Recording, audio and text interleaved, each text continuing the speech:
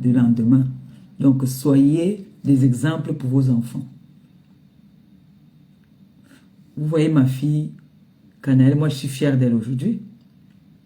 Elle n'arrête pas de dire que je suis son exemple. Quand elle a fait son défilé de Miss Cameroun France, elle a dit qu'elle aimerait faire comme sa mère, aller faire des œuvres humanitaires. Et ça la tient à cœur. Est-ce que vous savez que chaque fois que je peux faire mes œuvres humanitaires, Canaëlle contribue, hein? Si. Canaëlle contribue toujours.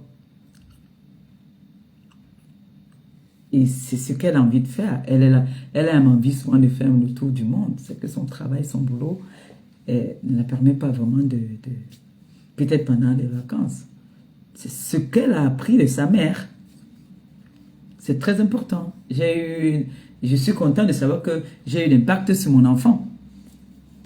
Noé ici, là, elle sait déjà que les chaussures qui ne la suffisent pas. Il faut garder pour aller donner aux enfants en Afrique. Elle le sait. Quand je fais même les trucs, elle me dit que maman prend ça. Si.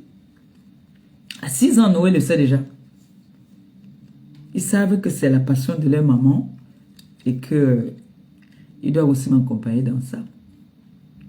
Et comme elle, alors, elle pousse comme, je sais pas. Ah, l'enfant la pousse. 6 ans. Je l'habille à 8 ans, 10 ans.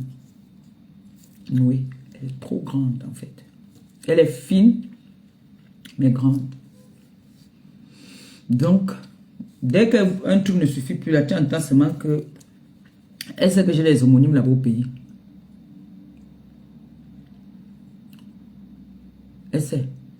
Elle dit, tu vas les donner. Donc, il faut être complice avec les enfants.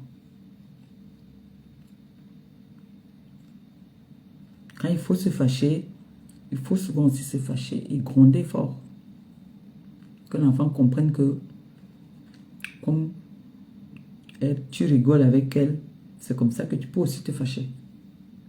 Parce que si tu montres à l'enfant tout le temps que tu rigoles seulement, quand tu fais des bêtises, tape la main sur la table. Moi, quand il tape seulement la main, c'est il gronde.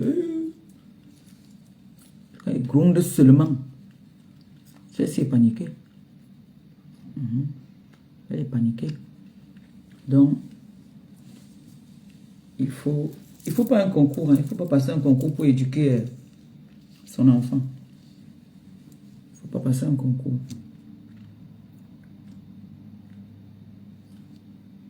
Dites-vous que c'est le devoir de toutes les mamans, de tous parents. Hein. Et on ne passe pas un concours pour être parent. On n'a pas besoin de garder 9 mois pour être parent. Tu peux adopter un enfant, cet enfant te donne plus d'amour que celui qui est sorti de tes entrailles. Et celui qui est sorti de tes entrailles ne pourra pas te donner l'amour que celui que tu as adopté. Il y en a qui font souvent l'erreur, ils s'en vont adopter les enfants parce qu'ils disent que le Seigneur va leur donner aussi l'enfant. Et après, parfois, le Seigneur leur donne les enfants, ils font la différence entre l'enfant qui est sorti de ses entrailles et l'enfant qu'il a adopté. C'est souvent l'erreur. L'enfant reste l'enfant. Que ce soit l'enfant de ta soeur, de ton frère, de ta cousine, quand tu as déjà pris en disant, ici c'est mon enfant, c'est comme un pacte. Ça doit être ton enfant. Il n'y a pas de concours pour avoir un enfant.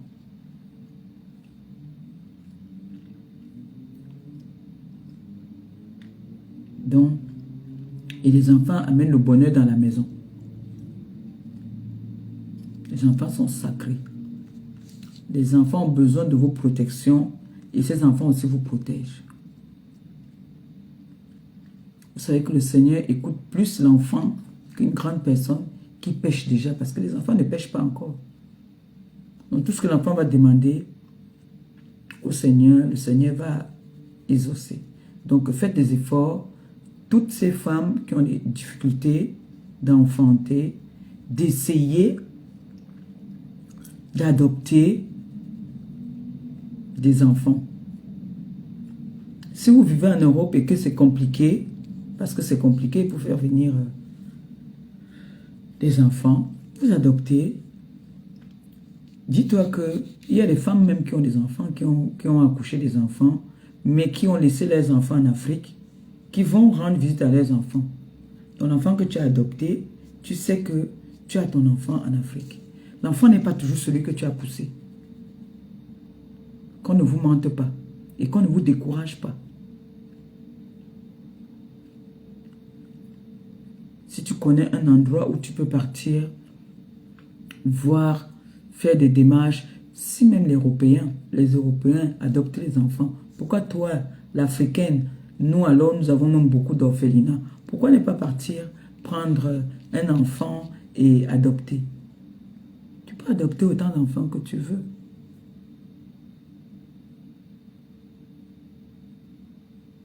Même dans vos villages.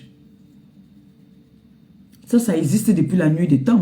Mon oncle nous a raconté une histoire comme ça dernièrement. Ça existe. C'est pour ça parfois vous allez partir dans un village. Vous allez voir que dans ce village, c'est recomposé. Parce qu'il y a un enfant, peut-être une femme qui est venue en mariage, par exemple. Je prends un exemple très simple. Moi, je suis d'Idéa. Je n'ai pas épousé un homme qui est de Saint-Mélima, par exemple, ou bien de Monatélé. Et maintenant, moi, je m'en vais en mariage là-bas. Et nous, maintenant, on adopte un enfant, par exemple, à Douala ou même à Idéa. Vous voyez un peu. Donc, ça fait que les familles se recomposent. Il y a des familles recomposées comme ça. Où mon mari et moi-même, on peut s'entendre, même on peut adopter un enfant à Bafoussam. Et maintenant, cet enfant que nous avons adopté à Bafoussam, ses origines grandissent dans le village de mon mari là-bas. Ça fait que tu entends qu'on était allé adopter l'enfant à Bafoussam et c'est comme ça que la génération Bafoussam aussi vient se retrouver à Monatel et là-bas. Là. Vous voyez un peu, non? Donc c'est souvent, mon oncle nous a raconté un peu une histoire comme ça. Là. Donc, c'est pour ça que vous voyez souvent, tu peux arriver à aider, tu vois un bassa qui est dans le village. Tu entends seulement que ton grand-père était parti travailler à tel endroit